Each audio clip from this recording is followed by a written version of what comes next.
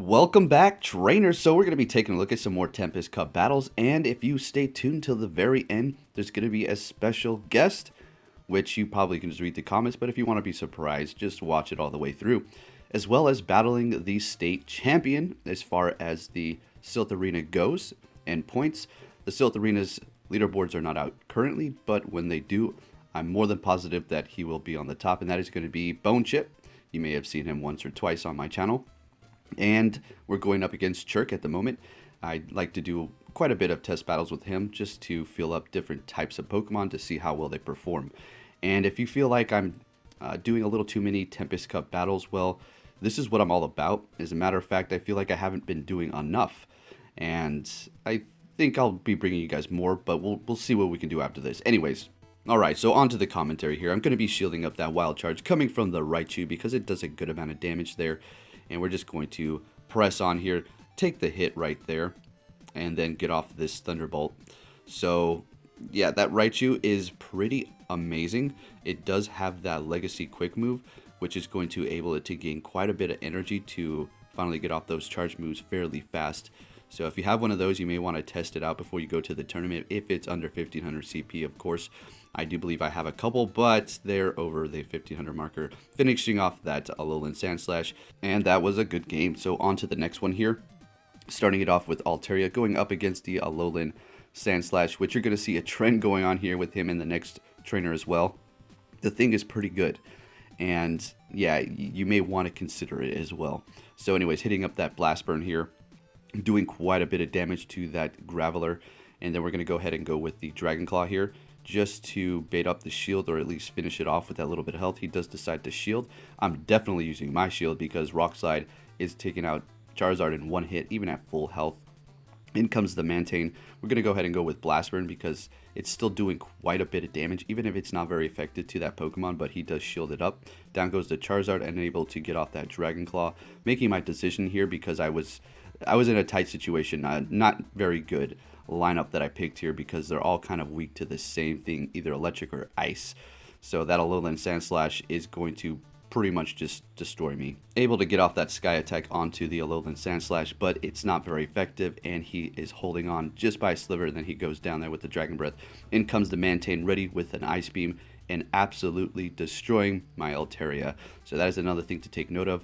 These battles are pretty good for you to have an understanding as to what typings you should have on your team for different coverage, to make sure you don't pick several that are weak to the same type, so you will be able to have coverage and survive if one Pokemon starts sweeping, and you'll be able to just wall it there.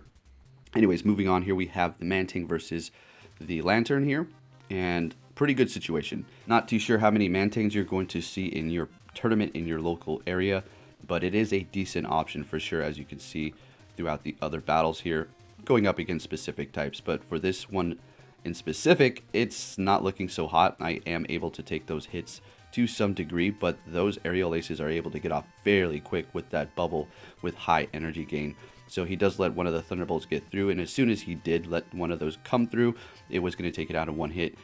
He does have the shiny Jinx out here, just deciding Steelix or Skarmory, so I just go ahead and go with the Skarmory here, just for the heck of it, although Steelix would have been able to hold up against the Jinx fairly well. We're going to go ahead and go with the Sky Attack, finishing off that shiny Jinx. He is bringing in the Lantern here, so your Sky Attacks are not going to be doing very much damage to it, as well as your quick flying move, because, well, it's electric type and that resists flying type moves. So I do have the Steelix out here, and we're going to go ahead and go with the Earthquake and finish it off. Like I was discussing before, why I wanted that massive hitting charge move at the end where both of us don't have shields. So into the next match, and it's not looking good. Switching right away because the Jinx is going to be doing massive damage to the Tropius, bringing in the Piloswine, going up against the Graveler there. Going to go ahead and hit up Avalanche, which has very low energy, so you can get off those pretty fast, especially with Powdered Snow. And as soon as he does hit me with a Rock Slide, this is going to hurt pretty much. Yeah, almost taking me out, but I will be able to get off another Avalanche and finishing him off there. So Piloswine, is it something that I really want to bring to the tournament? I mean, I don't know. It's okay, but there's quite a bit of weaknesses floating around for it to go down fairly quick, so who knows. Anyways, he's going to go ahead and do Bulldoze there. That was fantastic.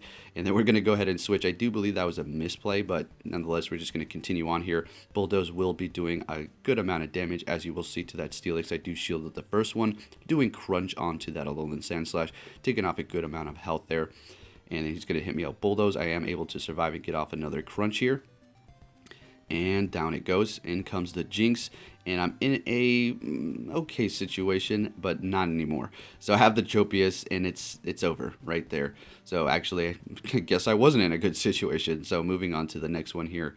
We're going to go in with Steelix. He's starting it off with the Mantine. Gotta love that rain, don't you? Alright, so going to go ahead and just Dragon Tail away here. And I decide to not shield because I know he does have Aerial Ace and also Ice Beam, and which those are not going to be doing too much damage to me because I will be resisting the flying move. Ice move will be doing an okay amount, but anyways, moving on, and we're just going to continuously get off the Crunch. You don't want to do Earthquake or the Steel move because it's not going to be very effective to the Mantine there. Alright, so he does finish me off, and we're going to go ahead and bring in the Lantern and let him do whatever he needs to do there. Not very effective. We're just going to Water Gun away. At this point, I was thinking I don't want to do a Thunderbolt. We'll just save it for the next Pokemon and also save our shields here. So I will opt out onto that shield and continue on here. So as you can see, it's able to take off a good amount of health, but I do have my charge ready to go. In comes the Raichu. Yes, I do go for the Thunderbolt because I knew he was going to shield it up, and I wanted to preserve that energy so I can get off another Thunderbolt and at least chip off his health here. Or at least make him use another shield. If he does, oh no, he doesn't have any more left. Okay, so we're just gonna go ahead and Water Gun away. He does Brick Break and takes me out. In comes the Lugia, and I don't think I'm in a good position right now. He does go with the Brick Break because his Raichu was about to faint and probably just wanted to get off some of that energy and not waste it. And we're going up against the Alolan Sandslash. Been in this position before, and it's not looking too hot. Blizzard, one shot, down goes my glorious shiny Lugia. All right, on to the next battle here. So yeah, quite a few battles. Yes, it's a pretty lengthy Tempest Cup battle video. Starting it off with the Lapras. He's going in with the Graveler, switching into the Raichu. I'm going to go ahead and hit up that Surf and then switch out because he did his switch. I should be generally safe now because he's locked in. He's going to be doing Brick Break, which will be super effective to your Steelix, so you need to look out for that. Although the Steelix can take the hit fairly well. If they didn't have a secondary move, which I don't see any reason why they shouldn't, then any electric moves will be doing little to almost nothing to that Steelix. So we do have our charges ready to go. In comes the Mantine. We're just going to go ahead and go with Crunch because it is going to be part flying, and Earthquake is not very effective to it. So we do have a couple ready to go, and it still doesn't do too much damage to that Mantine, so it's not looking so hot. Although we can pull this up because we do have the Lapras, and Aerial Ace is going to, you know, Lapras can tank it, and if he does decide to go with Ice Beam, it's not going to do anything, so I'm generally safe with that Bubble Quick move on it too. And I am going to go for that Dragon Pulse for neutral damage.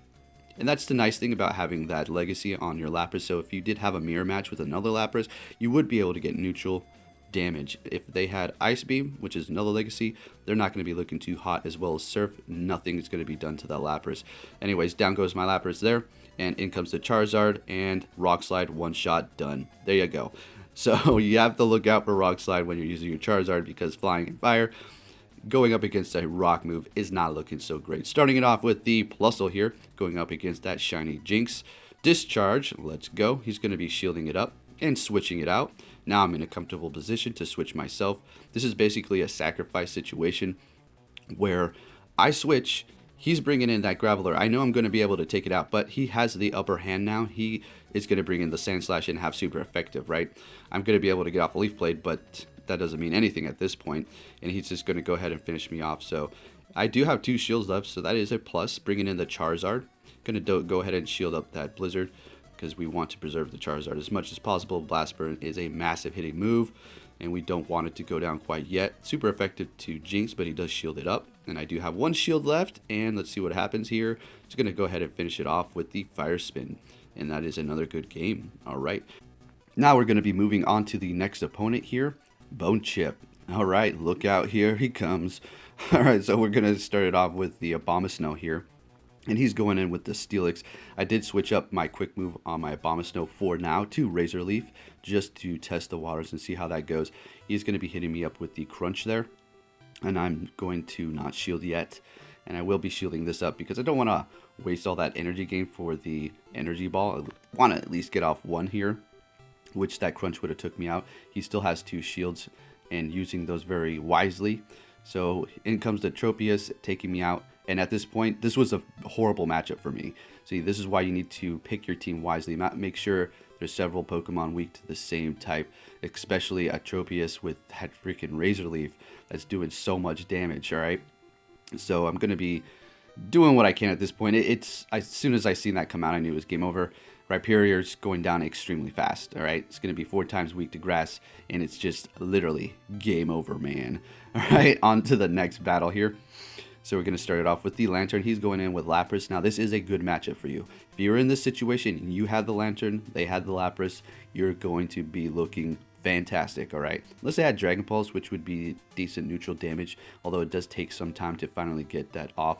He's going to be letting the Thunderbolt go through and preserving the shield because he has plans down the road here, and we're definitely not going to be using a shield at this point. So we're looking okay. I was thinking to myself, all right.